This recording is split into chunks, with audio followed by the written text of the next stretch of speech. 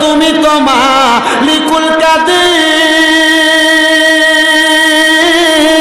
আরে বানাও কত বাদশারে ফকির, এসবে তোমার কুদরতেরই দান, বলেন এসবে তোমার কুদরতেরই দান। আল্লাহ পরওয়ার গুনাহ খাতা মাফ করো আমার, বলেন গুনাহ খাতা মাফ করো আমার। আল্লাহ পরওয়ার গুনাহ খাতা মাফ। আপনারা বলেন আমরা জীবনের গুনাহ মাফ করাইতে চাই কি চাই না? জোরে বলেন না, মাফ করাইতে চাই কি চাই না? তো মুহাব্বতের আওয়াজে বলেন, ওরে তুমি তো মালিকুল কাদির, আর বানাও কত বাদশারে ফকির, এসবে তোমার কুদরতেরই দান, বলেন এসবে তোমার কুদরতেরই দান। আল্লাহ পরওয়ার গুনাহ খাতা মাফ করো আমার, বলেন গুনাহ খাতা মাফ করো আমার। আল্লাহ পরওয়ার গুনাহ খাতা মাফ। আরে না যাই না কইরাছি গুনাহ মাফ করে দাও সাইরাব্বানা, তুমি সারা কে আছে বান্দার, বলেন তুমি সারা কে আছে বান্দার। ওরে তুমি যদি মাফ না করো যাইব আমরা কারো দ্বারে, দয়া করো রহিমে রহমান, বলেন দয়া করো একটু কমাও মান। আল্লাহ পরওয়ার গুনাহ খাতা মাফ করো আমার, বলেন গুনাহ খাতা মাফ করো আমার। আল্লাহ পরওয়ার গুনাহ খাতা মাফ করো আমার। তোমার যত বান্দায় আছে নারী বলো পুরুষ বলো, ইবাদত করে যে তোমার, আল্লাহ ইবাদত করে যে তোমার।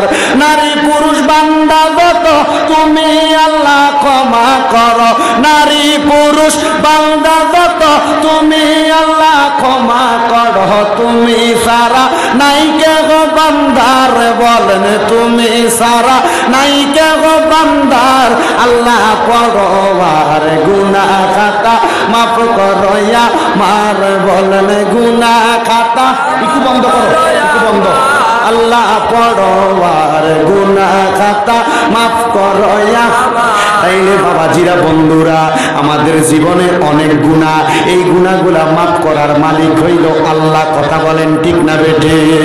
বাজান রে, আমার আল্লাহ পাক রব্বুল আলামিন পবিত্র কোরআনুল কারীমের ব্যাপারে অত্যন্ত মহব্বতের সাথে আমার নূরের নবী রহমাতুল লিল আলামিন নবীর মাধ্যমে জানায়া দেয়, জগতের উম্মতের দলেরা এই দুনিয়ার জমিনের মধ্যে থাইকা যদি তোমরা তোমাদের গুনাহ মাফ করাইতে চাও, তাইলে তোমরা দুনিয়ার জমিনে দুইটা কাজ করো। এক নাম্বার আল্লাহর ইবাদত, দুই নাম্বার আল্লাহর কোরআনের তেলাওয়াত। আমি জানতে চাই বাবাজিরা, এই আল্লাহর কোরআন শরীফ আপনাদের এই সিরাজগঞ্জের উল্লাপাড়ায়, এই শুকুলহাট এলাকা সহ আশেপাশে এলাকার যত মানুষ আছেন, আপনাদের সবার ঘরে ঘরে আল্লাহর কোরআন আছে না নাই? আর মুহাব্বতের আওয়াজে বলেন আছে না নাই? মুহাব্বতের আওয়াজে সবাই বললেন সবার ঘরে ঘরে আল্লাহর কোরআন আছে। কিন্তু বর্তমানে আমার মা বোনেরা যারা বলতার অন্তরালে শুনতেছেন, আমার মা বোনেরা আল্লাহর কোরআন বেশি তেলাওয়াত করতে চায় না। আবার এখানে অনেকে আছেন আপনারাও আল্লাহর কোরআন তেলাওয়াত করতে চান না। বলে হুজুর কেন? কারণ কোরআন তেলাওয়াত করবেন কোন সময়? আপনি ফজরের আযানের আগ মুহূর্তে মোবাইল টিপা বন্ধ করে ঘুমাইতে যান, ঘুম থেকে উঠতে পারেন না, সকাল 9টা 10টায় ঘুম থেকে জাগ্রত হন, ওই সময় আল্লাহর কোরআন তেলাওয়াত করার সময় আপনার কাছে নাই। অনেক মুরব্বীদেরকে জিজ্ঞাসা করেন, ওই মুরব্বীরা যখন ঘরের মধ্য থেকে ফজরের নামাজ পড়ার জন্য যাইতো, ফজরের নামাজ পড়ে বাড়িতে যাওয়ার সময় সকালবেলা ঘরের মধ্য থেকে গুনগুন গুনগুন কোরআন তেলাওয়াতের আওয়াজ শুনতে পাইতো। আর বর্তমানে মা বোনদের কোরআন তেলাওয়াতের আওয়াজ শুনবে দূরের কথা, এরা যে নাক ডাইকা ঘুমায় ওই নাকের আওয়াজ শোনা যায়। কথা বলেন ঠিক কিনা? তুমি আমার কথা বুঝো। মাইকের সাউন্ড চলতেছে, স্পিকারের সাউন্ড তোলো, লোটা বাড়াই দাও, লো লো লো লোটা বাড়াই দাও। আপনারা বলেন মহিলাদের জায়গা হচ্ছে না, মা বোনেদের এখানে জায়গা হচ্ছে না। আপনারা কষ্ট করে একটু চাইপা চেপা বসেন। এটা তো আম্মুজির আমি আপনাদের ছেলের মতো, এই কষ্ট করে আপনি আপনার একজন বোনকে জায়গা করে দেন, আল্লাহ হয়তো আপনাকে জান্নাতে জায়গা করে দিবে। একটু জায়গা করে দেন একজন আরেকজনকে। বেশি লোড হয়ে গেছে, আপনারা এত মানুষ আসতে গিয়ে বলছে বাড়িতে যান, আপনাদের অসুবিধা হচ্ছে নাকি? তুমি আমার কথা আবার বোঝো, তোমার রিভবটা বাইরে আছে, এজন্য মাইকের সাউন্ড বাড়ি খাইতেছে, আমার কানে আসতেছে, বুঝছো? তুমি সাউন্ড তোলো, স্পিকারের সাউন্ড তোলো, রিভব কমাও। হ্যাঁ আছে, কিন্তু সাউন্ডটা কানে আসতেছে না, রিটার্ন আসতেছে, বুঝছেন? এই জন্য। তাহলে বলেন, আগে মা বোনেরা এই যে একরকম না, সাউন্ডটা দুই রকম, একটা দিক থেকে আসতেছে, একটা দিক থেকে কেমন লাগতেছে। মুরব্বীরা বুঝছে, ওনারা অনেকে বুঝছে, মানে আমার কানে লাগতেছে না আওয়াজটা। হ্যাঁ, এখান দিয়ে কর্নারে যদি মাইক থাকে আমার কান বরাবর, আমার কান ফাইটা যাক, অসুবিধা নেই, মানুষ শুনতে পারে, কারণ আমার কানে আওয়াজ লাগলে আমি সুন্দর ওয়াজ করতে পারবো। আপনারা বলেন, বাবাজিরা আগে মা বোনেরা কোরআন তেলাওয়াত করত, এখন করে? এখন করে? করে কিঞ্চিত, 100%-এ 2%, একবারে কম। এই জন্য দেখবেন ঘরের মধ্যে কোনো বরকত হয় না, রহমত নাই, রোগবালা মুসিবত ছাড়ে না। কথা বলেন ঠিক কিনা? এই জন্য মা বোনদেরকে বলবো, আপনারা কোরআন তেলাওয়াতটা বেশি বেশি করবেন, যদি আপনার ঘরের মধ্যে আপনি বরকত চান। কথা বলেন ঠিক না বেঠে? তাহলে ওই কোরআন তেলাওয়াত করার দরকার আছে না নাই? আসুন আমরা সবাই জবান খুলে আল্লাহর কোরআনুল কারীমের তেলাওয়াত করি, আর পরে আউযু বিল্লাহি মিনাশ শাইতানির রাজীম, বিসমিল্লাহির রাহমানির রাহিম, ওয়াল্লাযীনা ইউযুনাল মুমিনিনা ওয়াল মুমিনাতি বিগাইরি মাকতাসাবু ফাকাদ ইহতামালু বুহতানা ওয়া ইসমা মুবিনা। وقال في حديث الشريف عن علي رضي الله تعالى عنه قال قال رسول الله صلى الله عليه وسلم يوشك أن يأتي على الناس زمان لا يبقى من الإسلام إلا اسمه ولا يبقى من القرآن إلا رسمه مساجدهم عامرة وهو قرب من الهدى علماؤهم شر من تحت آدم السماء من عندهم تخرج الفتنة وفيهم تعود رواه البيهقي أو كما قال عليه الصلاة والسلام. وقال في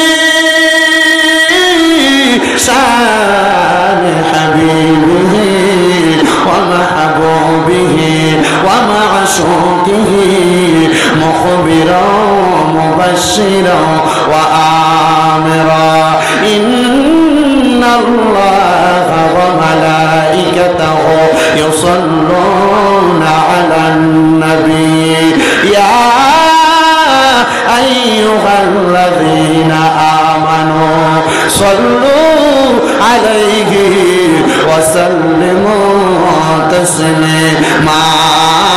اللهم صل على سيدنا مولانا محمد وعلى آل سيدنا مولانا।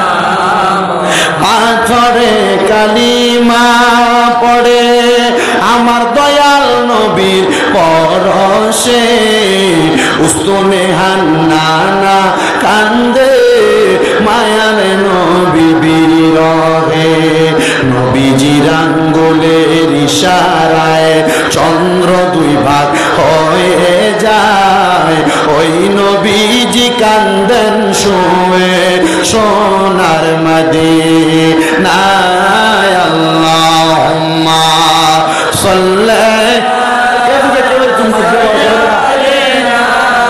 মাওলানা মুহাম্মদ ওয়া আলা আলিহি।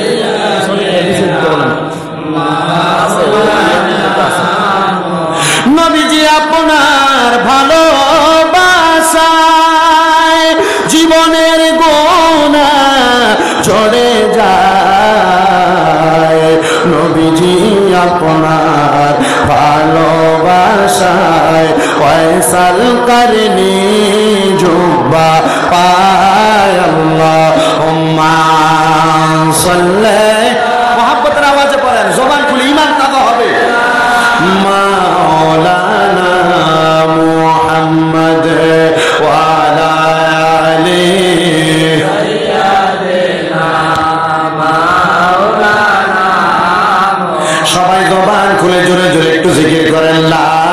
ইলাহা ইল্লাল্লাহ লা ইলাহা লা ইলাহা ইল্লাল্লাহ লা ইলাহা ইল্লাল্লাহ লা ইলাহা ইল্লাল্লাহ লা ইলাহা ইল্লাল্লাহ লা ইলাহা হাসবি রব্বি জাল্লাল্লাহ পড় মাফি কলবি গায়রুল্লাহ নূর মুহাম্মদ সাল্লাল্লাহ পড় নূর মুহাম্মদ সাল্লাল্লাহ লা ইলাহা ইল্লাল্লাহ লা ইলাহা ইল্লাল্লাহ লা ইলাহা খায়রে নামাজ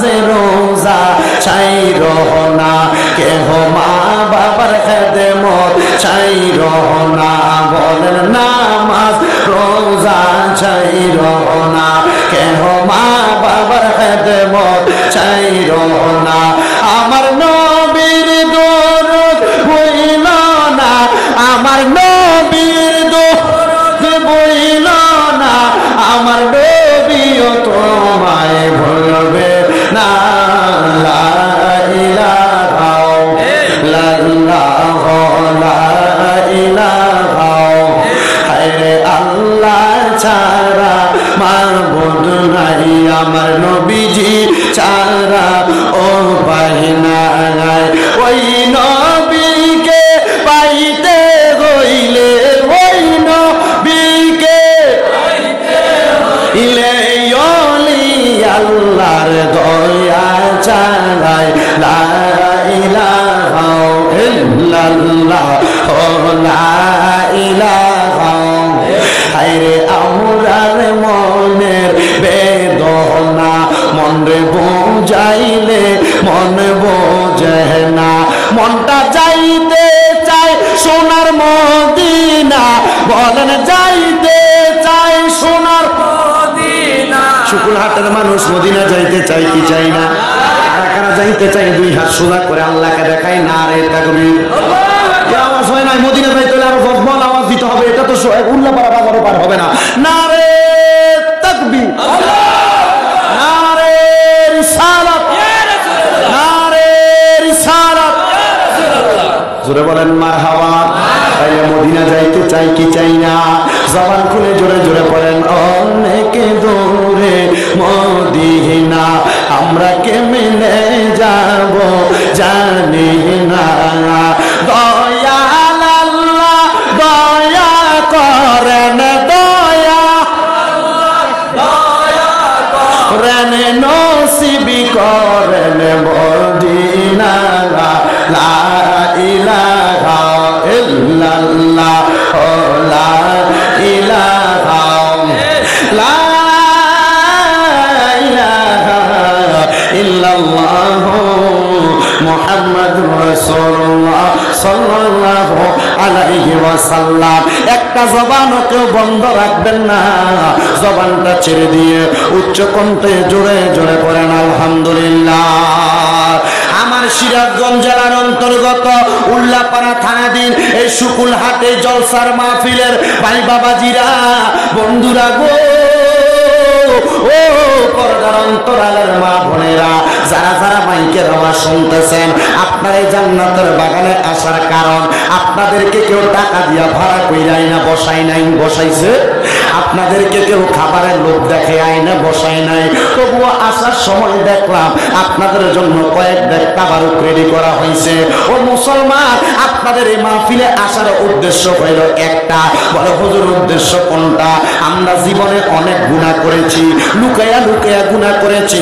গোপনে গোপনে গুনাহ করেছি মনের অজান্তে আমাদের অনেক গুনাহ হয়েছে এই গুনার খবর মা জানে না এই গুনার খবর বাবা জানে না এই গুনার খবর কেউ জানে না ও মুসলমান আমাদের সকল গুনার কারণে আমরা কিন্তু জাহান্নামের মধ্যে যাওয়া লাগবে কথা বলেন না ঠিক না বেটে ওই গুনার কারণে আপনি আমি জাহান্নামে চলে যাওয়া লাগবে কিন্তু আল্লাহ আমরা যে এত গুনাহ করলাম, আমরা গুনাহগুলোকে আপনি মাফ করে দিবেন না? আমার নূরের নবী রহমাতুল লিল আলামিন নবীজি ডাক দিয়া বলে, উম্মতের দলেরা, তোমরা জীবনে যত গুনাহ করো না কেন, এই গুনাহ করার কারণে তোমাদের বাম স্তনের 2 আঙ্গুল নিচে সাদা একটা গোস্তের টুকরা, যেটার নাম হলো লতিফে কলব, যারা তরিকত গ্রহণ করেছেন, হক্কানি রব্বানি পীর মাশায়েখের হাতে হাত দিয়ে বায়াত নিয়েছেন, আপনারা অনেকেই জানেন আমাদের বাম স্তনের 2 আঙ্গুল নিচে হাত দিলে যে দুক দুক করে করে কাঁপে, ওইটার নাম হলো লতিফে কলব। একটা গুনাহ করলে ওই লতিফে কলবে একটা দাগ পড়ে যায়। সাধারণভাবে বোঝাইয়া দেয়, আমার হাতের মধ্যে যে সাদা রঙের টিস্যু পেপারটা দেখতেছেন, এই টিস্যু পেপারে যদি একটা কালো রঙের দাগ দেওয়া হয়, তাহলে একটা দাগ পড়ে যাবে, 2টা দাগ দেওয়ার কারণে 2টা দাগ পড়ে যাবে। এমন ভাবে 10টা 15টা দাগ পড়তে পড়তে টিস্যু পেপারটাকে এখন সাদা দেখা যায়, তখন আর সাদা দেখা যাবে না, কালো দাগের কারণে কালো হয়ে যাবে। মুসলমান ও পর্দার অন্তরালের মা বোনেরা, আমরা জীবনে এত গুনাহ করতেছি, আমাদের লতিফে কলবটা এই টিস্যু পেপার না, আর দুধের চাইতে আরো বেশি সাদা। একটা গুনাহ করার কারণে আমাদের কলবটার মধ্যে অনেকগুলা দাগ পড়া যায়। ওই কলবের গুনাহগুলা তো আপনি আমি মাফ করাইতে পারি না। ওই গুনাহ নিয়ে কবরে গেলে আপনি আমি আল্লাহর কাছে ধরা পড়া যাব। মুসলমান ও নবীর উম্মতের দলেরা, আল্লাহর বান্দা রাসূলের পাকের উম্মতের দলেরা, এই দুনিয়ার জমিনের মধ্যে আমরা গুনাহ করার কারণে যদি আমরা জাহান্নামে যাই, আপনারা বলেন এই জীবনের গুনাহগুলা মাফ করানোর দরকার আছে না না? মুহাব্বতের আওয়াজে বলেন, মাফ করানোর দরকার আছে না নাই? অবশ্যই আমাদের মাফ করানোর দরকার আছে। সাহাবায়ে কেরাম বলে, ইয়া রাসূলুল্লাহ, ইয়া হাবিবাল্লাহ, নবী গো, ও দয়ার নবী, তাইলে জীবনের গুনাহগুলা কেমনে মাফ করাইবো? নবী আমার ডাক দিয়া কই, উম্মতের দলেরা, দুনিয়ার জমিনের মধ্যে একটা মানুষ যদি কলবের ময়লা পরিষ্কার করতে চায়, লিকুল্লি শাইইন সিকালা, প্রত্যেকটা বস্তুকে পরিষ্কার করার একটা যন্ত্র আছে। ওয়াসিকালাতিল কুলুবি যিকরিল্লাহ, অন্তরের কলবের ময়লাগুলা পরিষ্কার করার যন্ত্রের নাম হলো আল্লাহ পাকের জিকির। বাবাজিরা, আল্লাহর জিকির করলে যদি জীবনের গুনাহগুলা মাফ হয়, আমরা সবাই ওই আল্লাহর জিকির করার দরকার আছে না নাই? আসেন আমরা সবাই চক্ষুটা বন্ধ করে দিয়ে জীবনের গুনার কথা স্মরণ করে মুহাব্বতের আওয়াজে একটু আল্লাহর জিকিরের মশগুল হয়ে যায়। ডাক দে, আল্লাহ আল্লাহ আল্লাহ আল্লাহ আল্লাহ আল্লাহ আল্লাহ আল্লাহ আল্লাহ আল্লাহ আল্লাহ দিলে মুখে লৌরে আল্লাহর নাম পাশান মনোরে দিলে মুখে লৌরে আল্লাহর নাম। মাশাআল্লাহ, আল্লাহ জবান খুলে আল্লাহ আল্লাহ দিলে মুখে লৌরে আল্লাহর নাম পাশান মনোরে দিলে মুখে লৌরে আল্লাহ নাম। মারহাবা, জবানটা খুইলা আল্লাহ রে, আল্লাহ আল্লাহ আল্লাহ আল্লাহ জিকির কর, আল্লাহর নামটি স্মরণ কর, আল্লাহ করে নিবে কিনা রাগে। মাশাআল্লাহ, আল্লাহর জিকির করিয়া যাও না ফানা হইয়া, আল্লাহর জিকির কর সর্বদাই পাগল মনরে দিলে মুখে লহরে আল্লাহ নাম। মাশাআল্লাহ, জবান খুলে আল্লাহ আল্লাহ স্মরণ নাই। আল্লাহ আল্লাহ আল্লাহ দমে দমে যখন করে না আল্লাহ আল্লাহ দমে দমে মাশাআল্লাহ আল্লাহ আল্লাহ দমের উপর বাড়িঘর দম চাপিলে সবই পর দমের উপর বাড়িঘর দম চাপিলে সবই পর দমে দমে তালা সড়কে আছে আপন মাশাআল্লাহ আল্লাহ আল্লাহ আসিলে তুফান ভাঙবে না ঘরের বান আসিলে তুফান ভাঙবে না ঘরের বান বন পাখি উড়া যাইব নিজ জঙ্গলায় দমে দমে মাশাআল্লাহ আল্লাহ আল্লাহ একজন জিন্দা নবী শুইয়া আছে গো মদিনার শহরে নবী গো আর কি দেখা হবে নি জীবনে মাশাআল্লাহ আল্লাহ আল্লাহ আল্লাহ আল্লাহ নবী গো আর কি দেখা হবে নি জীবনে মাশাআল্লাহ আল্লাহ আল্লাহ আমি নিদিরা যাইতে সময় কাটে গো নবী তোমার দরুদ পড়ে নবী গো আর কি দেখা হবে নি জীবনে মাশাআল্লাহ আল্লাহ আল্লাহ আল্লাহ আল্লাহ আল্লাহ আল্লাহ লা ইলাহা ইল্লাল্লাহ মুহাম্মাদুর রাসূলুল্লাহ সাল্লাল্লাহু আলাইহি ওয়াসাল্লাম একটা জবানও বন্ধ নাই মুহাব্বতের আওয়াজে উচ্চ কণ্ঠে জোরে জোরে পড়েন আলহামদুলিল্লাহ। আজকে এই শুকুলহাট নতুন জামে মসজিদের উন্নতি কল্পে পঞ্চম বার্ষিক ওয়াজ ও দোয়া এই বিরাট ইসলামী জলসায় আপনারা যারা উপস্থিত হয়েছেন আপনারা বলেন এই জান্নাতের বাগান হচ্ছে আপনারা খুশি না বেজার? গত বছর হয়তো মাইক ধরতে ধরতে 12টা 14 মিনিট হয়ে গেছে। আলহামদুলিল্লাহ আজকে মাহফিলে যেন দেরি না হয় ফজরের আযান দেয় আমি উল্লাহ পাই। আব্দুল সালাম ভাই আছেন, ওনার কাছে আইসা ওনার এখানে রেস্ট করছি, দুপুরে ওখানে খাওয়া দাওয়া করে আবার ঘুমাইছি। কথা হইল যে মাহফিল মিস করা যাবে না, কি বলেন আপনারা? দেরিও করা যাবে না। আমার ভাইজান পুলিশ অফিসার মানুষ, আসার সময় রিকোয়েস্ট করছি ভাইজান আগামীকালকে আবার ডিউটি আছে তো যান, আপনি অসুবিধা নাই, ইনশাল্লাহ আমরা এখান থেকে সবকিছু পর্যালোচনা করছি। মনে গ্রাম্য পুলিশ ভাইরাও বইলা দিচ্ছে, মোটামুটি একটা সুন্দর ব্যবস্থা হয়েছে। তবু যতটুকু আসছি আল্লাহ যেন আজকের আশা বসাকে কবুল করে আমাদের বংশের মানুষ যারা কবরে প্রত্যেকের কবরটাকে নাজাতের ফয়সালা করে দেয়। জবান খুলে পড়ি আল্লাহুম্মা আমিন। আপনারা যেভাবে আমিন বললেন মনে হইল যে মুরগি আছে না ওই যে একটা বান বাতাস আইলে জুড়ায় না জুড়ায়, আপনার মনে হয়েছে জুড়াইতেছে। আপনারা আলহামদুলিল্লাহ আওয়াজ আমিন যেটা দিচ্ছেন এই আওয়াজ যদি এভাবে দেন আমার আওয়াজ কিন্তু চলবে না। একটু মহাব্বতের আওয়াজে বলেন আলহামদুলিল্লাহ। না এখন হেন্ডে পিছন দিয়ে মুরব্বী আর হুজুরের আওয়াজ ছাড়া আপনারা যে আওয়াজ দিচ্ছেন এটা মোটামুটি হয়েছে বলে হুজুর আসতে দিলে কি আদায় হয় না? হ্যাঁ আদায় হয়। তো একটা কথার উদাহরণ দিলে আপনারা বুঝতে পারবেন।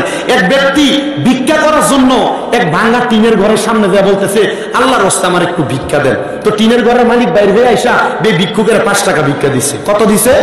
5 টাকা ভিক্ষা দিচ্ছে। ভিক্ষুক আল্লাহর দরবারে দোয়া করে, আল্লাহ যে আমাকে 5টা টাকা ভিক্ষা দিল আপনি তার লাখ লাখ টাকার মালিক বানিয়ে দেন। তো 5 টাকা ভিক্ষা যে দিচ্ছে সে খুব খুশি হইয়া আল্লাহর কাছে, আল্লাহ দেখছো ভিক্ষুকরে 5 টাকা ভিক্ষা দেওয়াতে আমার জন্য দোয়া করছে আমার যেন লাখ লাখ টাকার মালিক বানিয়ে দেয়। তো ভাগ্যবশত এই ভাঙ্গা টিনের ঘরের পাশে এক 5তলা বিল্ডিং। বলেন ভাই সাহেব কতলা বিল্ডিং জানো? 5তলা। এবার এই ভিক্ষুকে 5তলা বিল্ডিং এর সামনে দেয়া বলতেছে, এ ভাইজান আল্লাহর রাস্তায় আমার ভিক্ষা দেন। তো 5তলার মালিক বের হয়ে আসা এই ভিক্ষুকের 5 টাকা ভিক্ষা দিছে। তো ভিক্ষুক একটু চালাক, তো ভিক্ষুক ঘুরে উল্টে 5তলার মালিককে বলতেছে বাড়ি অনুযায়ী ভিক্ষা দিবেন না ভিক্ষা অনুযায়ী দোয়া? আপনার পাশে ভাঙা টিনের ঘর, এ আমার 500 টাকা 5 টাকা ভিক্ষা দিচ্ছে, আমি এর জন্য লাখ লাখ টাকা দোয়া করছি। তা আপনি তো লাখ লাখ টাকার মালিক না, কয়েক কোটি টাকার মালিক হওয়াতে 5তলা বিল্ডিং বানাইছেন। এর লাগে এখন যদি আমি আপনার জন্য লক্ষ টাকার মালিকের দোয়া করি তা আপনার তো দোয়া প্রমোশন হবে না ডিমোশন হবে। এবার আপনি চিন্তা করেন উনি ডরে 500 টাকা ভিক্ষা দিয়ে দিচ্ছে। কত দিছে? 500 টাকা। তা আপনারা এখানে যত মানুষ আছেন, আপনারা মানুষ অনুযায়ী আওয়াজ দিবেন না আমি আওয়াজ অনুযায়ী ওয়াজ করব, সিদ্ধান্ত আপনারা। আপনারা আরেকবার মোহাব্বতের আওয়াজে পড়েন আলহামদুলিল্লাহ, জোরে পড়েন আলহামদুলিল্লাহ। আল্লাহ যেন কবুল করে, জোরে পড়েন আল্লাহুম্মা আমিন। আমার ভাইরা বাবারা, আর ডাইনে বামে যাব না, আমি আমার আলোচনার ধারাবাহিকতা এখন থেকে শুরু করে দিচ্ছি রে বাবাজিরা। আজকের এই আলোচনার মধ্যে আল্লাহ পাক রব্বুল আলামিনের একজন নবী হযরতে ঈসা আলাইহিস সালাতু ওয়াস সালামের মা হযরতে মরিয়ম আলাইহিস সালাতু ওয়াস সালাম, মরিয়ম আলাইহিস সালাতু ওয়াস সালামের মা হযরতে হান্না মানে হযরত ঈসা নবীর নানির ওয়াজ হবে। মারহাবা। বলে হুজুর কেন হযরতে ঈসা পয়গম্বরের নানির ওয়াজ করবে? ও বন্ধু, ঈসা পয়গম্বরের নানি উনি দুনিয়ার কোন সাধারণ মুসলমান ছিলেন না। ঈসা পয়গম্বরের নানি হযরতে হান্না রাদিয়াল্লাহু তাআলা আনহা, উনি দুনিয়ার জমিনের মধ্যে একজন সাচ্চা পাক্কা বান্দি ছিলেন। জোরে বলেন সুবহানাল্লাহ। উনি ছিলেন বাইতুল মুকাদ্দাস, বর্তমান ফিলিস্তিন, যেই জায়গার মধ্যে ইসরায়েলের জালেম বাহিনীরা মুসলমানদের উপরে আক্রমণ চালাইতেছে। গাজার জমিনের মধ্যে ফিলিস্তিনের মুসলমানদেরকে ইহুদিরা অত্যাচার করতেছে। আপনারা বলেন বাবারা, মুসলমানদেরকে যতই অত্যাচার করা হোক না কেন, মুসলমান কি কোনোদিন আল্লাহর পথ থেকে সরে যাবে? না না, সরে যাবে না। এই জন্য এই বাংলাদেশের জমিনে সিরাজগঞ্জের উল্লাপাড়ার শুকুল হাট থেকে আমরা মহান আল্লাহর কাছে দোয়া করি, আল্লাহ আপনি বাংলাদেশ নয় সারা বিশ্বের মুসলমানকে যেমন ভাবে আবাবিল পাখি পাঠিয়ে রক্ষা করেছেন, ঠিক তেমন ভাবে আমার ফিলিস্তিনের মুসলমানদেরকে রক্ষা করেন। আপনারা বলেন ইমানদার মুসলমানরা দোয়া করলে আমার আল্লাহ ফিলিস্তিনের মুসলমানদেরকে রক্ষা করতে পারে কি পারে না? মুসলমানদের যুগের ইতিহাস, ওই বাইতুল মুকাদ্দাসের ইমাম ছিলেন হযরতে ঈসা নবীর নানা। হযরতে ঈসা নবীর নানার কোনো সন্তান দুনিয়াতে নাই। ঈসা নবীর নানা হযরতে হান্না নানি হযরতে হান্না আল্লাহর কাছে দোয়া করে, আল্লাহ গো আমার তো দুনিয়ার জমিনে কোনো সন্তান নাই, আমার আল্লাহ পাক রব্বুল আলামিন ঈসা নবীর নানি হযরতে হান্নাকে বলতেছে, ও হান্না, আল্লাহর পক্ষ থেকে আওয়াজ আসছে, ও হান্না তুমি আমি আল্লাহর কাছে চাইছো, আমি আল্লাহ তো কাউকে খালি ফিরিয়ে দেই না, কারণ আমি আল্লাহ হইলাম আল্লাহু খায়রুর রাযিকিন। আল্লাহ হলো উত্তম রিজিক দাতা, আল্লাহ হলো উত্তম পরিকল্পনাকারী। ওই আল্লাহ পাকের কাছে কোনো কিছু চাইলে আমার আল্লাহ খালি ফিরে দেয় না। এবার হযরতে হান্না আল্লাহর কাছে বারবার বারবার দোয়া করে। হযরতে হান্না ঈসা নবীর নানি যখন আল্লাহর কাছে বারবার দোয়া করে, ওনার দুনিয়ার জমিনে কোনো সন্তান নাই, আল্লাহ আমার একটা সন্তান দান করেন। একবার কান্না করে, দুইবার কান্না করে, তিনবার কান্না করে। হযরতে ঈসা পয়গম্বর কেন সন্তানের জন্য কান্না করি? যার দুনিয়াতে একটা সন্তান নাই তাকে এতিমের মতো লাগে। মা বাবা মারা গেলে মা বাবার কষ্টটা সন্তান মাইনা নেয়, তবে মা বাবার কবর জিয়ারত করলে সন্তানের মনে শান্তি পায়। কিন্তু যদি কোনো মায়ের গর্ভে একটা সন্তান না হয়, ওই মাটার মনে কোনো শান্তি থাকে না, ওই পরিবারটার মধ্যে কোনো শান্তি থাকে না। এবার ঈসা নবীর নানি হযরতে হান্না আমার আল্লাহর কাছে ডাক দিয়ে বলে, আল্লাহ গো আমার তো একটা সন্তান নাই, আপনি একটা সন্তান দান করেন। আমার তো একটা সন্তান নাই, আপনি একটা সন্তান দান করেন। এবার উনি নামাজ পড়ে পড়ে নফল ইবাদত করে করে আমার আল্লাহর কাছে বারবার বারবার দোয়া করে। আমার আল্লাহ হযরতে ঈসা আলাইহিস সালাতু ওয়াস সালামের নানার কাছে খবর পাঠায়, ওগো হযরতে ঈসা পয়গম্বরের নানা, আপনার কাছে আমার খবর হইল আমার আল্লাহ অতি সত্বর আপনাকে একটা সন্তান দান করবে, তবে আপনি ওই সন্তানের মুখটা দেখবেন না। বলে কেন?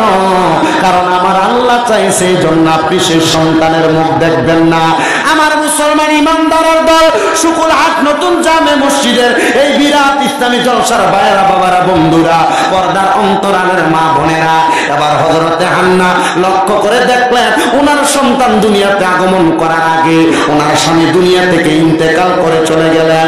আর হযরতে হান্না বাইতুল মুকাদ্দাসে নামাজ পড়তে যাইয়া আল্লাহর কাছে দোয়া করে, আল্লাহ আপনি যদি আমার একটা ছেলে সন্তান দান করেন তাহলে এই সন্তানটাকে আপনার বাইতুল মুকাদ্দাসের খাদেম বানাবো। অনেকের যখন গর্ভে সন্তান আসে না, দেখবেন আল্লাহর কাছে দোয়া করে, আল্লাহ আপনি যদি আমাকে একটা ছেলে সন্তান দেন, এটাকে মাদ্রাসায় পড়াবো, তালেবুল ইলম বানাবো। নিয়ত করে কি বাবা? করে কিনা? আল্লাহ আপনি আমার তো কোনো সন্তান নাই, একটা সন্তান দিলে তার কোরআনে হাফেজ হাফেজা বানাবো। ঈসা নবীর নামে হযরতে হান্না আমার আল্লাহর কাছে ডাক দিয়ে বলেন, আল্লাহ আপনি যদি আমার একটা সন্তান দান করেন, আমি আমার সন্তানটাকে আপনার বাইতুল মুকাদ্দাসের খাদেম বানাবো। আল্লাহ হযরত ঈসা নবীর নানি হযরত হান্নার দোয়া কবুল করলেন। এরে হান্না, আল্লাহর কাছে দোয়া করেছ, আমি আল্লাহর কাছে কেউ যদি চায় আমি আল্লাহ তারে খালি ফিরিয়ে দিই না। হান্না রে, যাও যাও, অল্প কিছুদিন পরে তোমার একজন সন্তান দুনিয়াতে আগমন করবে। সবাই চিন্তা করলেন হযরতে হান্নার গর্ভে যদি ছেলে সন্তান হয়, হযরত হান্নার স্বামী বাইতুল মুকাদ্দাসের ইমাম ছিল, এখন হযরতে হান্নার সন্তানকেও বাইতুল মুকাদ্দাসের ইমাম বানানো হবে। ভাগ্যের নির্মম পরিহাস, হযরত হান্নার গর্ভ থেকে যে সন্তান দুনিয়াতে আগমন করেছে এটা কোনো ছেলে সন্তান হয় নাই, কারণ ইমামতি তো মহিলা করতে পারে না, হুকুম নাই, ইমামতি করার দায়িত্ব হলো পুরুষ মানুষের। হযরতে হান্না আমার আল্লাহর কাছে দোয়া করে, আল্লাহ সন্তান দিলেন তো দিলেন, আমার নিয়তটাকে আপনি পুরা করলেন না। আমি বলছি একটা ছেলে সন্তান যদি হয় এটাকে আপনার বাইতুল মুকাদ্দাসের খাদেম বানাবো, কিন্তু আল্লাহ আমার তো ছেলে সন্তান হয় নাই, আমার তো একটা মেয়ে সন্তান হয়েছে, এখন আমি এই সন্তানটাকে কি করব? আল্লাহর পক্ষ থেকে নাযিল হয়, আওয়াজ আসতেছে, ও হান্না তুমি তোমার কন্যা সন্তানকে বাইতুল মুকাদ্দাসের খাদেম না বানাইয়া একটা খাদেমা বানাইয়া দাও। হযরতে হান্না আমার হযরত মরিয়মকে বাইতুল মুকাদ্দাসের মধ্যে প্রবেশ করাইলেন। হযরত মরিয়মের 8 বছর 9 বছর 10 বছর বাইতুল মুকাদ্দাসের খেদমত করতেছে। বাইতুল মুকাদ্দাসের খেদমত করতে করতে করতে করতে আমার আল্লাহর অনেক ইবাদত করে। আমার আল্লাহ ডাক দিয়ে বলতেছেন আসমান থেকে, মরিয়ম তুমি যেহেতু আমি আল্লাহ পাক রব্বুল আলামিনের ঘরের খাদেমা, আমি আল্লাহ ঘোষণা করে দিলাম আমার ঘরের খেদমত করার কারণে তুমি মরিয়মকে আমি আল্লাহ অধিক মর্যাদার অধিকারী বানিয়ে দিলাম। অধিক মর্যাদার অধিকারী আল্লাহ কেমনে বানাইছেন? আল্লাহ বলে, মরিয়ম, ও মরিয়ম, এমন মর্যাদার মালিক বানাইলাম আমি আল্লাহ, তুমি মরিয়মকে একজন নবীর মা বানিয়ে দিছি। এখনো নবী দুনিয়াতে আগমন করে নাই। হযরত মরিয়ম কয়, আল্লাহ আমার দুনিয়ার জমিনের মধ্যে একজন নবীর মা বানাইবেন, আমাকে অনেক সম্মানিত বানাইবেন। হযরতে মরিয়ম আলাইহিস সালাতু ওয়াস সালাম বাইতুল মুকাদ্দাসের মধ্যে 10 বছর 8-9 বছর বয়সে যখন নামাজ আদায় করে, হযরতে মরিয়ম ফজরের পর থেকে মরিয়ম আলাইহিস সালাতু ওয়াস সালাম যখন ওই এলাকার মধ্যে বসবাস করে, গোসল করে মসজিদের মধ্যে প্রবেশ করতেছে, বয়স মাত্র 10 বছর। হযরতে মরিয়ম ঘরের সামনে শুক্রুর নামক একজন লোক হাজির হয়ে গেছে, যেই লোক দুনিয়ার কোনো খারাপ কর্ম বাকি নাই, যে খারাপ কাজগুলা করে নাই। মরিয়মের ঘরের সামনে যখন দাঁড়িয়ে গেছে, হযরত মরিয়ম ডাক দিয়া বলতেছে, এ শয়তান তুই কেন আমার ঘরের সামনে আগমন করেছ? বলে, আমি আগমন করেছি আপনার কাছে দুনিয়ার কোনো খারাপ উদ্দেশ্য নয়। বলে, তুই তো খারাপ, তুই তো দুনিয়ার জমিনের মধ্যে খারাপ, তোমার গর্ভে যে একজন সন্তান আগমন করবে ওই সন্তানের সুখবর দেওয়ার জন্য জবান খুলে জোরে জোরে বলে সুবহানাল্লাহ।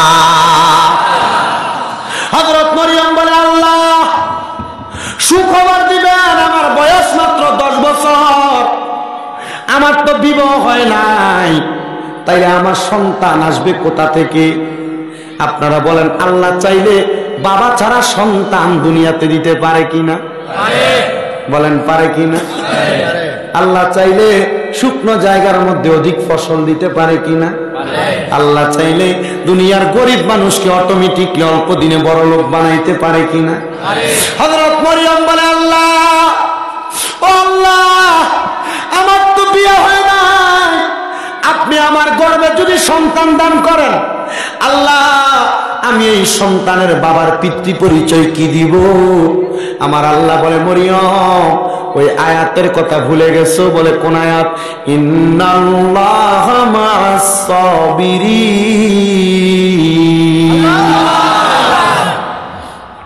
নিশ্চয়ই ধৈর্য ধারণকারীর সাথে কে আছেন? হযরত মরিয়ম আলাইহিস সালাম ফুকা হা করলেন, হা। আল্লাহ রহমতের ফেরেশতা হযরতে মরিয়মের মুখের মধ্যে একটা ফু নিক্ষেপ করলেন। ফু নিক্ষেপ করার পরে অল্প কিছুদিন পরে হযরতে মরিয়ম আলাইহিস সালামের গর্ভটা উঁচা ভাব ধারণ করলো। হযরতে মরিয়ম আলাইহিস সালাম যখন বাইতুল মুকাদ্দাসের বাহিরে বের হয়, মানুষ হযরতে মরিয়ম আলাইহিস সালামকে বাজে মন্তব্য করে, খারাপ মন্তব্য করে। আমার আল্লাহ পাক রব্বুল আলামিন ওই মরিয়ম আলাইহিস সালামকে যারা বাজে মন্তব্য করে তাদের ব্যাপারে জানিয়ে দেয়, মরিয়ম তুমি তাদেরকে ঘোষণা করো তারা যেন কোনো মুমিন বান্দাকে কষ্ট না দেয়, মুমিন বান্দাকে আঘাত না করে।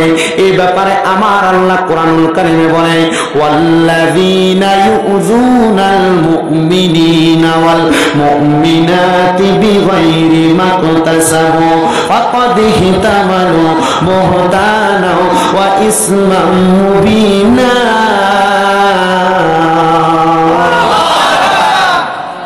আল্লাহ বলেন ওয়াল্লাযীনা, এবং যাহারা ইউযুনাল মুমিনিনা ওয়াল মুমিনাত, ইমানদার বান্দা এবং বান্দীদেরকে কষ্ট দেয়, বিগাইরি মাকতাসাবু, কোনো অন্যায় ছাড়া, ফাকাদ ইহতামালু বুহতানা ওয়া ইসমান মুবিনা, তারা যেন পাপের বোঝাগুলা তাদের মাথার মধ্যে নিজেই তুলে নেয়। ঈসা নবীর মা মরিয়ম আলাইহিস সালামের বিবাহ হয় নাই, আমার আল্লাহ একটা ফুয়ের মাধ্যমে গর্ভে সন্তান দান করছে। আর মরিয়ম কয়, আল্লাহ এই কলঙ্ক আমার সহ্য হইতেছে না, মানুষ আমারে বাজে বলতেছে, মানুষ আমারে খারাপ বলতেছে, মানুষ আমাকে মন্দ বলতেছে। আল্লাহ কয়, মরিয়ম দুনিয়ার মানুষ তোমারে খারাপ বলতে পারে, দুনিয়ার মানুষ তোমারে ভালো বলতে পারে, দুনিয়ার মানুষ তোমারে মন্দ বলতে পারে, দুনিয়ার খারাপ, দুনিয়ার মন্দ, দুনিয়ার পয়সা কথা থাকবে একদিকে, আর মরিয়ম তোমার মালিক ও মাওলা আল্লাহর কথা থাকবে একদিকে। মরিয়ম তুমি বলো দুনিয়ার মানুষের কথা শুনবা নাকি তোমার আল্লাহর কথা শুনবা? মরিয়ম কয়, হ্যাঁ আমি আমার মনিব আমার আল্লাহর কথা শুনবো। এই শুকুলহাট নতুন জামে মসজিদে কমিটির ভাইয়েরা প্রত্যেক বছর বছর মাহফিল করে, আজকে 5 বছর। এরা মাহফিল সাজাইলে, সুন্নি ওলামায়ে কেরাম দাওয়াত করলে, ওয়াজ মাহফিল একটু সময়ের নড়চড় হইলে মানুষ খারাপ বলতে পারে, আয়োজনের ব্যাঘাত ঘটলে মানুষ খারাপ বলতে পারে, কিন্তু আমার আল্লাহ যদি তাদেরকে ভালো বলে, আপনারা বলেন মানুষের খারাপ বলাতে তাদের কোনো কিছু যায় আসে নাকি? না, যায় আসে না। কিন্তু যারা খারাপ বলে তাদেরকেই দেখা যায় মাহফিলের সময় চটপটি দোকান আসলে দোকানে বৈশা কত সুন্দর ফুচকা খায়। যারা মন্দ বলে তাদেরকে দেখা যায় মাহফিলের কাতারে সুবিধা নাই, কারণ খারাপ বললে তোমার কাছে আনন্দ লাগবে, কারণ ভালো কাজটা তুমি দুনিয়ার মানুষের জন্য করো না, তুমি তোমার মনিবের জন্য করো। এজন্য একজন আশেক সুরে সুরে লিখতেছে, ওরে লোকে আমায় বলে রে মন্দ, আরে আমার কাছে লাগে আনন্দ, লোকে আমায় বলে রে মন্দ, আরে আমার কাছে লাগে আনন্দ, আমার মন জানে আমি জানি, আমার মন জানে আমি জানি, মাওলায়ে বানাইল আমায় উদাসী, নবীর প্রেমে করল আমায় উদাসী। কথা কন্যা ঠিক কিনা? হযরত মরিয়ম কয়, আল্লাহ আপনার ইচ্ছা আমার ইচ্ছা, আপনার আশায় আমার আশা, আপনার খুশি আমার খুশি। মানুষ আমার খারাপ বলতে পারে, আমি মরিয়মের কাছে খারাপ লাগে না, আল্লাহ কই মরিয়ম যেহেতু তোমার কাছে খারাপ লাগে না, ধৈর্য ধারণ করো, মানুষ তোমাকে মন্দ বলবে। মরিয়ম যে রাস্তায় যায় মানুষ বলে মরিয়ম অপকর্ম করেছে, এজন্য তার গর্ভের সন্তান, কিন্তু হযরতে মরিয়মের গর্ভের সন্তান তো অপকর্মের কারণে না, আমার আল্লাহ কুদরতি ভাবে হযরতে মরিয়মকে সন্তান দান করেছে। জবান খুলে বলেন সুবহানাল্লাহ। অল্প কিছুদিন পর ঠিক আসরের নামাজের সময় হযরত মরিয়ম আলাইহিস সালাতু ওয়াস সালামের সন্তান দুনিয়াতে আসছে। সুবহানাল্লাহ বলে। সন্তান হইলে মা বাবা খুশি না বেজার? মরিয়মের সন্তান দুনিয়াতে আসার পরে এলাকার মানুষ একজোট হইয়া মিছিলের মতো বানাইয়া দলবল হইয়া মরিয়মের দরজার সামনে, ও মরিয়ম তোমার সন্তানের বাবার নাম বলো, নচেৎ তোমার সন্তানকে আমরা আমাদের এলাকায় রাখবো, এটা যার সন্তান। মরিয়ম কয় নাউজুবিল্লাহ, কারণ যে আল্লাহ আমার সন্তান দিয়েছে এই আল্লাহ পাক রব্বুল আলামিনের পক্ষ থেকে সন্তান জারজ হইতে পারে না। মরিয়ম আল্লাহর কাছে নামাজের মুসল্লাটা বিছাইছেন, বিপদে পড়ে গেছে। আপনারা বলেন মুমিন বান্দা যারা বিপদে পড়লে কি মানুষের সঙ্গে ঝগড়া করে না ইবাদত করে? কি করে? আপনি যে বিপদে পড়লে সিগারেট ধরাইয়া কথা বলেন না কেন? বিপদে বললে বাড়িতে যে বউকে ফিটাবে, যা তোর বাবারে যে বল আমার 50,000 টাকা দিতে, এরপরে বাড়িতে আসবি, নাহলে বাড়িতে আসা বন্ধ, বলে কি না? আছে আমার মনে আছে এক লোক বিদেশে মাইর খেয়ে আসছে, যায় 1.5 মাস থাকার পরে এরা ফেরত পাঠিয়ে দিছে। বাড়িতে এসে এর বাবার বাড়ি মানে শ্বশুর বাড়ির যৌতুকের টাকা দিয়ে বিদেশ গেছে, বাড়িতে এসে বউরে ফিটান দিছে, যা তোর বাবারে যে কবি আমার অটো কিনার টাকা দিতে, এরপরে আসবে বাড়িতে, নাহলে বাড়িতে আসা বন্ধ। তোর আপনারা বলেন এই সমস্ত অপকর্ম কি করা যাবে? এই সমস্ত অপকর্ম করা যাবে না। স্ত্রীর 10টা অন্যায় থাকলো সহ্য করে নিতে হবে। তবে হ্যাঁ, স্ত্রী যদি শরীয়তের বাইরে কাজ করে, স্বামীর আদেশ না মেনে যদি চলে যায় উল্লাপাড়া মোহনপুর বাজারে, তাহলে কি কাম হবে নাকি? হ্যাঁ, এজন্য মা বলে কথা শুনে আবার বেশি পাগল হইলে চলবে না। স্বামীর অনুমতি ছাড়া ঘরের দরজার বাহিরে এক কদম দেওয়া নিষেধ। কথা বলেন না কেন? এজন্য মা বোনেরা বেশিরভাগ জাহান্নামে যাবে স্বামীর অবাধ্য হওয়ার কারণে। অনেক মা বোন চিন্তা করে, হুজুর আমি আপনি স্বামীর অবাধ্যর কথা বলেন, আমার স্বামী তো বিদেশ থাকে, প্রবাসে থাকে। হ্যাঁ, প্রবাসীদের বউদেরকে আগে সাবধান করে দিব, কারণ প্রবাসীরা তাদের গায়ের ঘাম জড়ায় জড়ায় তোমাদের জন্য কষ্ট করে ইনকাম করে দেশে টাকা পাঠায়, আর তোমরা এই টাকা উড়ানোর জন্য সকাল সন্ধ্যা ঘর থেকে বের হয়ে যাও। তোমার স্বামীর কাছে ভালো লাগে না, দমক দিয়ে কথা বলো। প্রবাসীরা কষ্ট করে, তুমি আজকে তোমার স্বামীকে আঘাত করে কথা বলো, অথবা ঘর থেকে বের হয়ে যাও। তোমার মতো কুলাঙ্গার স্ত্রী প্রবাসীর দরকার নেই। কারণ প্রবাসীরা কষ্ট করে তোমাদের জন্য, প্রবাসীরা কষ্ট করে সন্তানদের জন্য। আপনারা বলেন ওই প্রবাসীদের কষ্ট লাঘব করার জন্য মা বোনদের তাদের স্বামীর কথা শোনার দরকার আছে না? মরিয়ম আলাইহিস সালাম আল্লাহর কাছে ডাক দিয়ে বলে, আল্লাহ আমার সন্তানকে তারা নাকি মাটির নিচে গর্ত করে ফেলবে, আল্লাহ আমার কাছে ভালো লাগতেছে না, আপনি বলেন না এই সন্তানটার আমি কি করব? আল্লাহ কই, মরিয়ম নামাজে হাত বাড়াইয়া দোয়া করছো, নামাজে হাত বাড়াইয়া দোয়া করলে আমি আল্লাহ কারো হাত ফিরাইয়া দে। সুবহানাল্লাহ বলেন। তাহলে বিপদে পড়লে কোনো কিছু দরকার হইলে চাইবেন কার কাছে? আল্লাহর কাছে। বলে কার কাছে?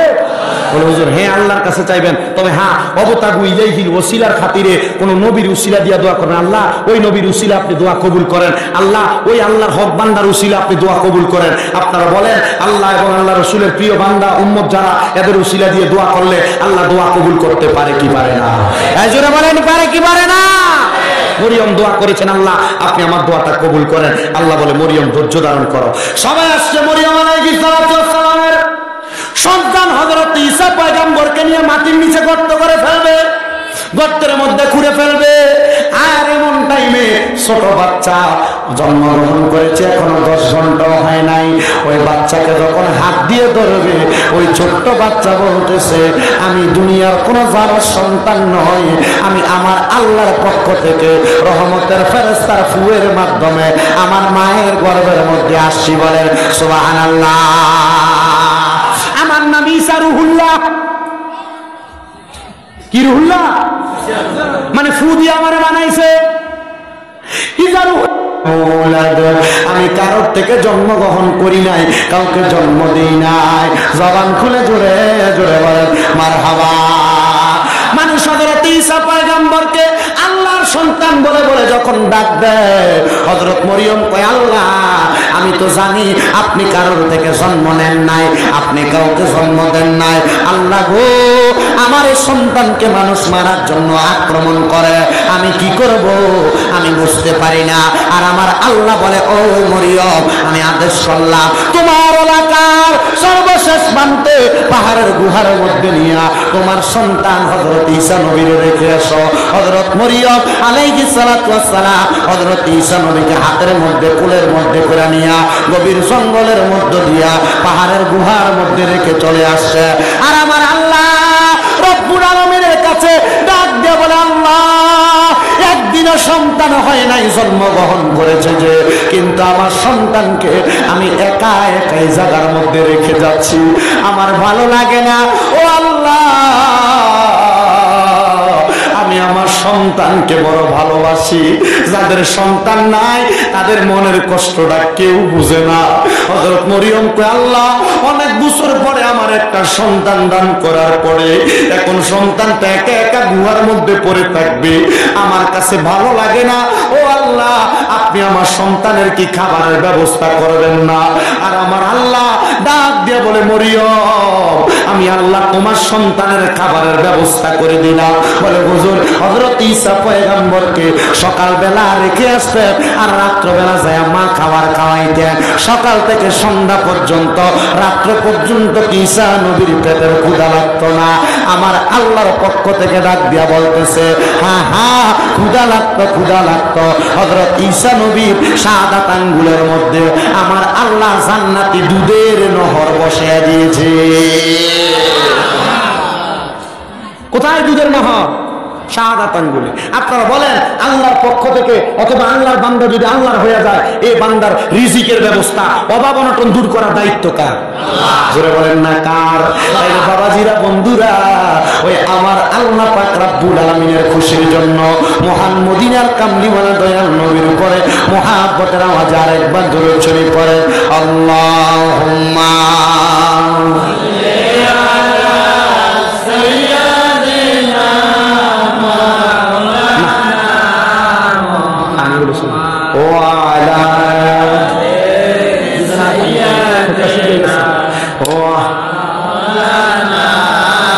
দিবানিশি মন রে আমার আর দিও না যন্ত্রণা,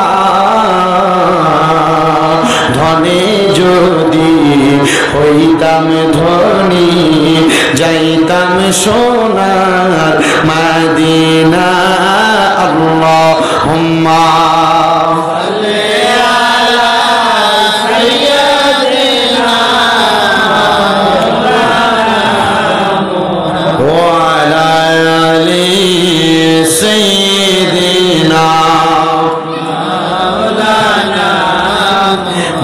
বন্ধুরা আপনারা বলেন নবীজির উপরে দুরূদ শরীফ আদায় করলে লাভ আছে না?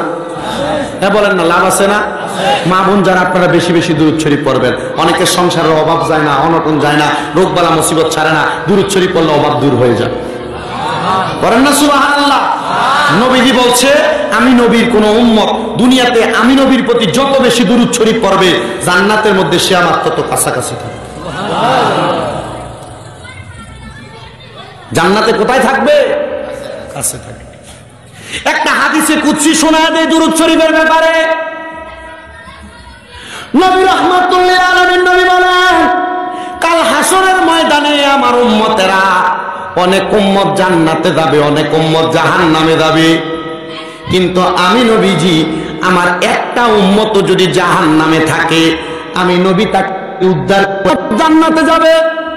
নবীর একটা উম্মত যদি জাহান্নামে থাকে নবীজি বলেছেন ওই উম্মতকে জাহান্নাম থেকে রক্ষা করা ব্যতীত আমি নবী জান্নাতের মধ্যে প্রবেশ করব না। জোরে সরে বলেন সুবহানাল্লাহ। হাদিস শরীফে এভাবে উল্লেখ আছে নবী আমার বলে আমার উম্মতের সবার নেক আমল ওজন করা হবে, অর্ধেক উম্মত জান্নাতে চলে যাবে আর অর্ধেক উম্মত জাহান্নামে চলে যাবে। আর হাসরের ময়দানে আমি নবীজি পশ্চিম দিক থেকে দৌড়ে হাসরের ময়দানে হাজির হয়ে যাব। আমি আমার আল্লাহর কাছে বলবো আল্লাহ আল্লাহ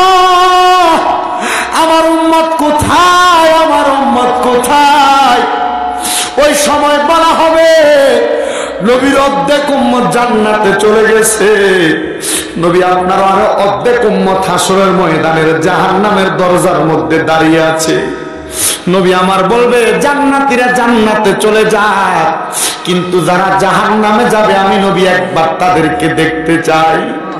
নবীজি বলেন হাসরের ময়দানের সামনে আমি নবী যখন ওই উম্মত যারা জাহান্নামে চলে যাবে এদের সামনে যখন যায় দাঁড়াবো, মা মরে গেলে, বাবা মরে গেলে একটা এতিম ছেলের মুখটা যেমন ভাবে শুকনা শুকনা থাকে, আমি তাকে আর দেখবো ওই জাহান্নামে জানেওয়ালা উম্মতের অবস্থা ঠিক এমন হবে। এরা এমন কষ্ট করে করে দাঁড়ায়া থাকবে।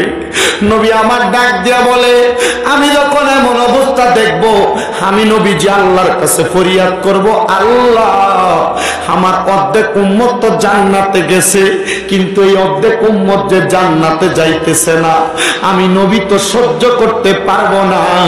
আল্লাহ আমার এই উম্মতের আমল নামাগুলা আরেকবার আপনি ওজন করেন। আপনার আমার নেক আমল, আপনার আমার বদ আমল মিজানের পাল্লার মধ্যে ওজন করা হবে। যদি আপনি আমি গুনাহগার হই, আমরা জাহান্নামে চলে যাব, নবীজি ওই সময় আল্লাহর কাছে বলবে আল্লাহ ওই উম্মতের আমলগুলা আরেকবার ওজন করেন। ফেরেশতারা বলবে আল্লাহ একবার তো ওজন করা হয়েছে, আরেকবার কেন প্রয়োজন, কেন ওজন করব? আল্লাহ বলবে এখন আর কারো কথা শোনা হবে না, এখন একজনের কথা চলবে, তিনি হলো মুহাম্মাদুর রাসূলুল্লাহ সাল্লাল্লাহু আলাইহি ওয়াসাল্লাম। জবান খুলে বলে সুবহানাল্লাহ। ইয়া মুহাম্মদ মুস্তাফা নবী সাল্লাল্লাহু আলা, ইয়া মুহাম্মদ মুস্তাফা নবী সাল্লাল্লাহু আলা, মোদের শাফায়াতের কান্ডারি রাসূলুল্লাহ, ইয়া মুহাম্মদ মুস্তাফা নবী, জোরে পড়েন না, ইয়া মুহাম্মদ মুস্তাফা নবী সাল্লাল্লাহু আলা, নবীজি আমার কাবার ও কাবা, নবীজি আমার গলার মালা, নবীজি আমার কাবার ও কাবা, নবীজি আমার বাবার ও বাবা, নূরে নবীর প্রেমেতে কাবা হইয়াছে কালা, বলেন নূরে নবীর প্রেমেতে কাবা হইয়াছে কালা, ইয়া মুহাম্মদ মুস্তাফা নবী সাল্লাল্লাহু আলা, ইয়া মুহাম্মদ মুস্তাফা নবী, মুদের শাফায়াতের কান্ডারি, শাফায়াতের কান্ডারি, মারহাবা বলেন মারহাবা। শাফায়াতের কান্ডারি বুঝান ওই অন্ধকার কবর আমাদেরকে সুপারিশ করে জাহান্নামী থেকে জান্নাতে বানানিওয়ালা মানে শাফায়াতের কান্ডারি। না আমরা শাফায়াতের কান্ডারি, শাফায়াতের কান্ডারি মদিনাওয়ালা, ইয়া মুহাম্মদ মুস্তাফা নবী সাল্লাল্লাহু আলা, ইয়া মুহাম্মদ মুস্তাফা নবী। কেউ বা বলে নবী নূরেরই পুতুল, কেউ বা বলে নবী গোলাপেরই ফুল, কেউ বা বলে নবী নূরেরই পুতুল, কেউ বা বলে নবী গোলাপেরই ফুল, নয় সে পুতুল নয় সে রে ফুল, নূরে নূর আল্লাহ, ইয়া মুহাম্মদ মুস্তাফা নবী সাল্লাল্লাহু আলা, ইয়া মুহাম্মদ মুস্তাফা নবী।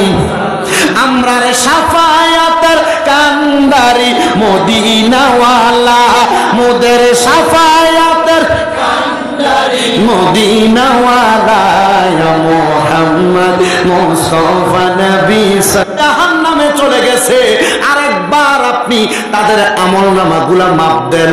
ফেরেশতা বলবে আর মাপ দেওয়া হবে না। আর আল্লাহ বলে ও ফেরেশতারা এই মুহূর্তে একজনের কথা চলবে, তিনি মুহাম্মদুর রাসূলুল্লাহ সাল্লাল্লাহু আলাইহি ওয়াসাল্লাম। জবান খুলে বলেন সুবহানাল্লাহ। আরেকবার হাসরের ময়দানে মিজান টানানো হবে, উম্মতের নেক আমল আর বদ আমল দুইটা পাল্লার মধ্যে মধ্যে দেওয়া হবে। এক পাশে নবীর উম্মতের নেক আমল থাকবে, এক পাশে নবীর উম্মতের বদ আমল থাকবে।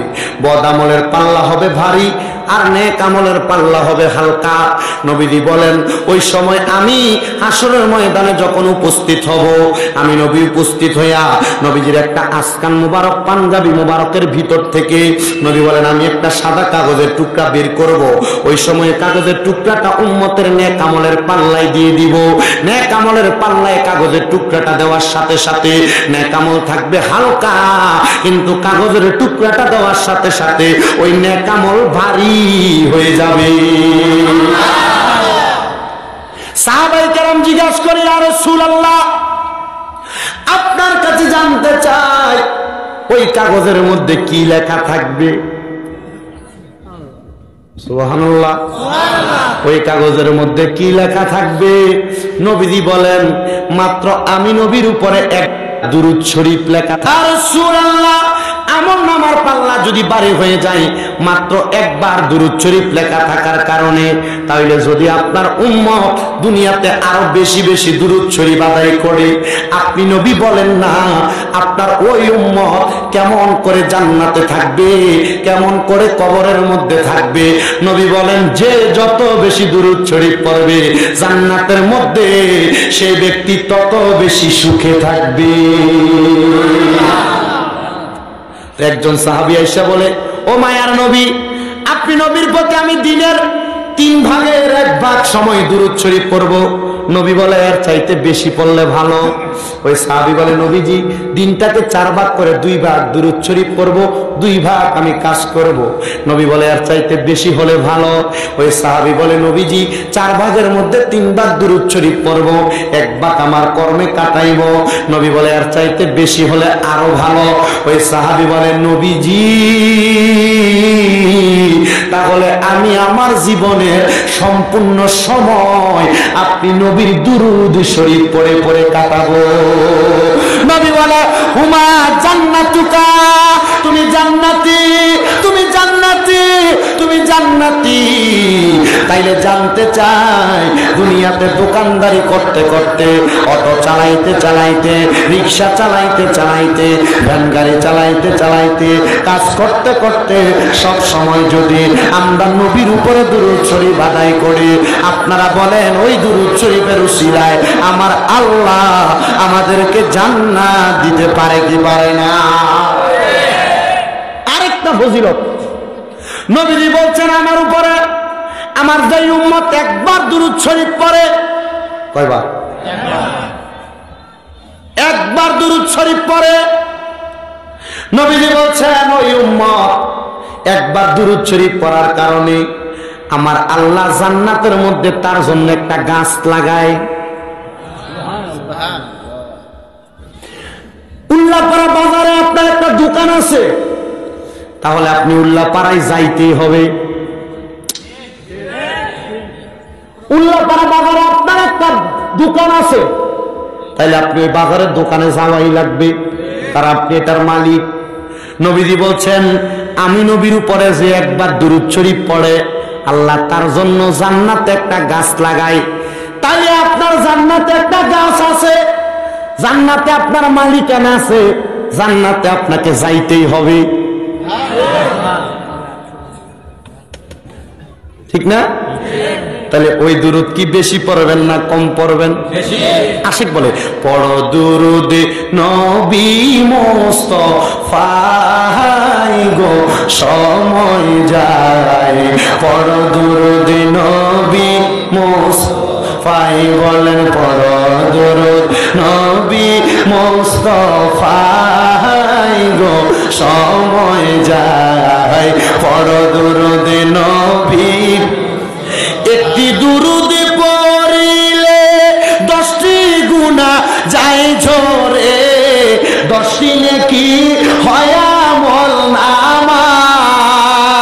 তাই তো নবীর দুরূদ পড়িয়া যাও না পাগল হইয়া, নবী তোমায় করবে যে উদ্ধার, হায় রে সময় যায় পড় দুরুদ নবী মুস্তাফায় বলেন পড় দুরুদ নবী জুড়ে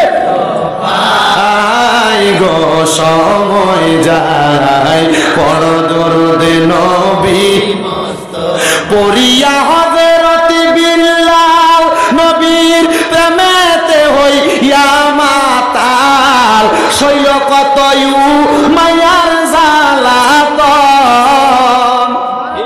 হযরত বেলাল নবীর প্রেমে পড়ছেন নবীর প্রেমে দুরূদ শরীফ পড়ছেন ওই উমাইয়া হযরত বেলালের পিঠে বাবলা কাটা দিয়ে বাড়ি দিছে পড়িয়া হযরত বিল্লাল নবীর প্রেমেতে হইয়া মাতাল শৈল কত মায়ার জালাতন তাই তো সকল মুমিনগণ নবীজির দুরূদ পড় তাই তো সকল মুমিনগণ নবীজির দুরূদ পড় নবীর দুরূদ পড়লে পাইবা না জাহাত গো সময় যায় পড় দুরূদ নবী মুস্তাফায় সুবহানাল্লাহ বলেন আরে মুরব্বিদেরকে জিজ্ঞাসা এগুলো আগে চলতো না এই গজলগুলো আগে গাইতো নবীর দুরূদের ব্যাপারে আমি এখনো মাঝে মাঝে দেখি আমার যে ভিডিও ম্যান তৌকির আহমেদ আমার একদিন দেখাইতেছে আমার এক মুনাজাত লাগাইয়া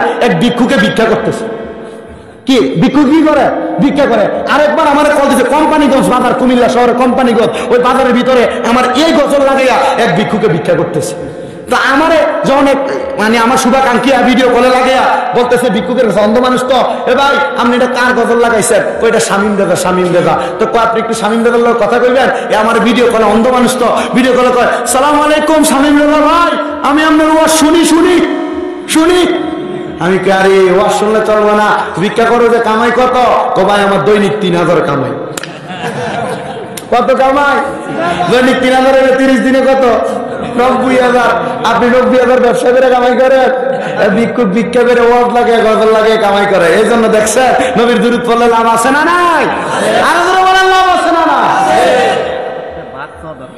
হ্যাঁ ওর কাছে 1000 টাকা বাক্স দরকার ছিল আমি যদি কইতাম তুমি তো আমার গজল লাগে ভিক্ষা করো দাও না আমার 1000 তাহলে এটা বলে ভিক্ষা হয়ে যাবো এটা কাম হইব না কথা বলেন ঠিক কিনা আমি চাওয়া লাগে না আমারও তো আপনারাই দেন আলহামদুলিল্লাহ আপনাদের দোয়ায় গত বছর বলে গেছিলাম মাদ্রাসা কয়টা 5টা এখন 6টা কয়টা গত অক্টোবরের 1 তারিখ আমি আমার আরেকটা মাদ্রাসার উদ্বোধন করেছি দোয়া করবেন না আপনারা কি দোয়া করবেন না তবে দোয়া করেন এই নতুন মাদ্রাসা থেকে এই পর্যন্ত 3 জন বাচ্চা ভাগ্যে গেছে খুব কষ্ট আর ভাগ্যে কিভাবে যায় এটা যদি শোনেন আপনি হাসতে হাসতে অবস্থা খারাপ এর তো দরজা খোলা থাকে না তো হুজুরা নামাজে দাঁড়াচ্ছে সিসি ক্যামেরা আছে তো সিসি ক্যামেরা টান দিয়ে দেখতেছি কি বলে হুজুর 1 নাম্বার তো আমার যেই রুমের বাচ্চারা নামাজ পড়ে এর সামনের রুমে 2টা বাথরুম একসাথে তো বাচ্চা সামনের রুমে যায় বাথরুমের নাম দিয়ে একটু যায় বাথরুমের কাছে যায় কুলি কইরা এর সামনের রুমের দরজা দিয়ে বাইরে হয়ে সুন্দর মতো বাড়ি চলে গেছে আমার কাছে মাদ্রাসার হুজুরা ফোন দিয়েছে হুজুর নতুন ছাত্র আমি আরে ভর্তি করে হবিগঞ্জ গেছি আমার এই টাইমে হঠাৎ করে স্টেজে ওঠার আগে ফোন দেয় হুজুর ছাত্র বাইরে গেছে আমি কে আল্লাহ কি অবস্থা তার মা জানি কি বলে হঠাৎ করে তার মা আমাকে কিছুক্ষণ পরে কল দিয়ে বলতেছে হুজুর বাচ্চা তো মাদ্রাসা থেকে চলে আসতে বাড়িতে এ বাচ্চা মনে হয় পড়বে না আমি বাচ্চা এটা না পড়লেই ভালো কি বলেন আপনারা আবার এমনও ছেলে আছে আমার মাদ্রাসায় যার মা মানুষের বাড়িতে কাজ করে আমার মাদ্রাসায় পড়ায় আমার মহিলা মাদ্রাসায় এমনও মেয়ে আছে আপনাদের দোয়ায় ছোট্ট বাচ্চা কুমিল্লা শহরে তাফিজুল কোরআন এখানে দেওয়া আছে না তো মসজিদের নাম দিতেন আমি মসজিদে চাকরি ছেড়ে দিচ্ছি মসজিদের নাম দিয়েছেন তাফিজুল কোরআন ইন্টারন্যাশনাল হিফজ মাদ্রাসা